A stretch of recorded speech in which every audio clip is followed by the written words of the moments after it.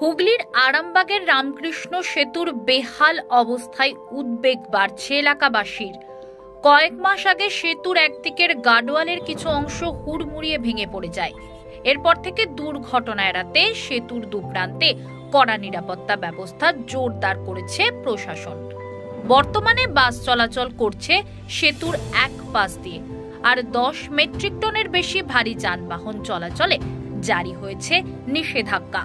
স্থানীয়দের দাবি, রামকৃষ্ণ সেতুর বিকল্প একটি নতুন সেতু দ্রুত নির্মাণ করা প্রয়োজন।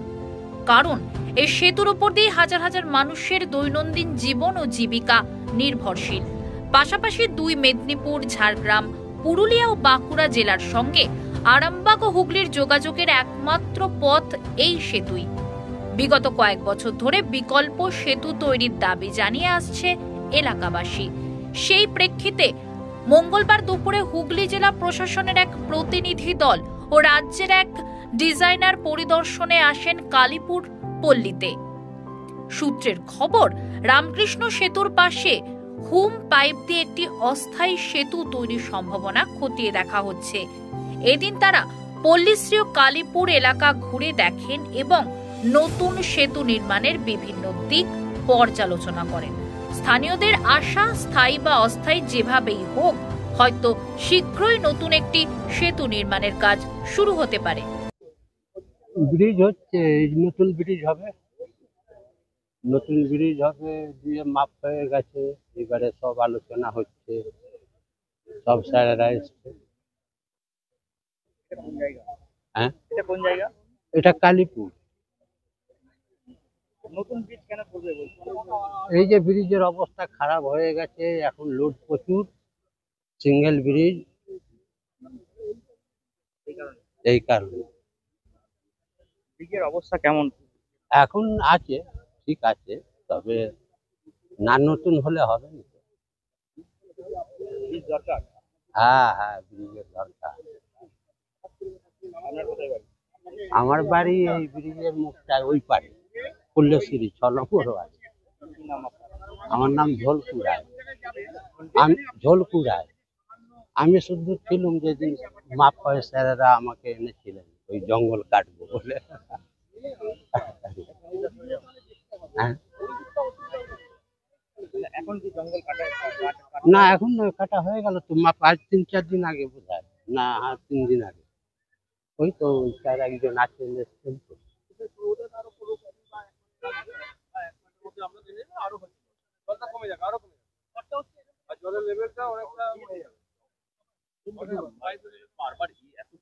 হচ্ছে এখানে যদি বলেন বিষয়টা। শুধু তো ব্রিজের জন্য করছি। ব্রিজ দরকার। হ্যাঁ, ব্রিজ তো অবশ্যই দরকার। কি মনে হচ্ছে, বিকল্প সেতু না এমনি আপাতত অস্থায়ী সেতু করার দেখছি চিন্তা? মাপ দীর্ঘদিন পড়ে যাচ্ছে, আজকে দেখছি যে আবার করতে এসছে, আর আগেও করতে এসছে 2-4 জন, ঠিক আছে। আবার এখন দেখছি তো ব্রিজের জন্যই বলছে সবাই, থেকে লোক এসেছে। তো রাজ্য সব থেকে এসছে লোক চারিদিক থেকে, ঠিক আছে, ব্রিজের জন্য আসছে, ঠিক আছে, রাজ্য থেকে আসছে। রামকৃষ্ণ সেতুর অবস্থা কেমন? রাজ্যের সব অবস্থা খুবই খারাপ। খারাপই, পুরো খারাপ। দরকার, একটা ব্রিজ করা দরকার অবশ্যই। ব্রিজটা হয়ে গেলে জনগণের সঙ্গে সবাই ভালো থাকে যেন। আপনার নাম? আমার নাম শেখ বাতি আলী। এই জায়গার নাম? কালীপুর 12 নম্বর ওয়ার্ড।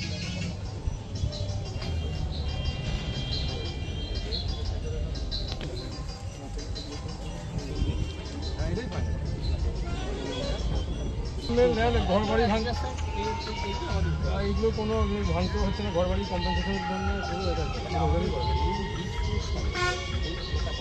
এখানে ব্রিজ হবে, নতুন ব্রিজ হবে। বাস চলাচলের জন্য?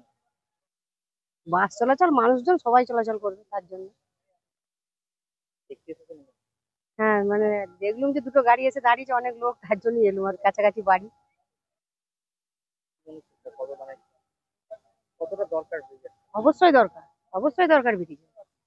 ব্রিজের মানে কন্ডিশন খুবই খারাপ। ব্রিজটা অবশ্যই দরকার, অনেকদিনের ব্রিজ হয়ে গেছে তো, ব্রিজের অবশ্যই দরকার। এই যে অস্থায়ী ব্রিজ হবে, তার উপর দিয়ে বাস চলাচল করবে। ব্রিজের কাজ যাতে হয়। হ্যাঁ হয়, অবশ্যই হয়। কতটা দরকার এই ব্রিজের কাজ? খুব তাড়াতাড়ি দরকার, মেরামতির কাজ দরকার ব্রিজে। খুব তাড়াতাড়ি দরকার। এটা কোন জায়গা? এটা কালীপুর নদীর পার, এটা কত নম্বর ওয়ার্ড? 12 নম্বর ওয়ার্ড, আপনার নাম? কৃষ্ণা দুলে।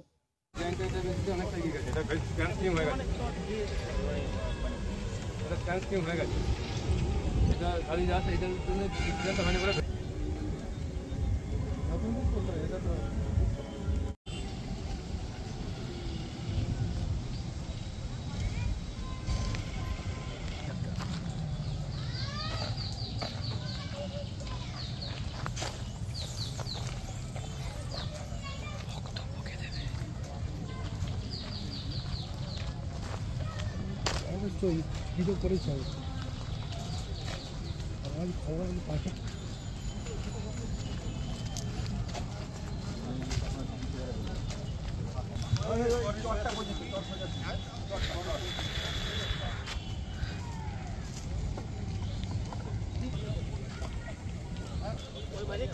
ওই লোকটা জাল থেকে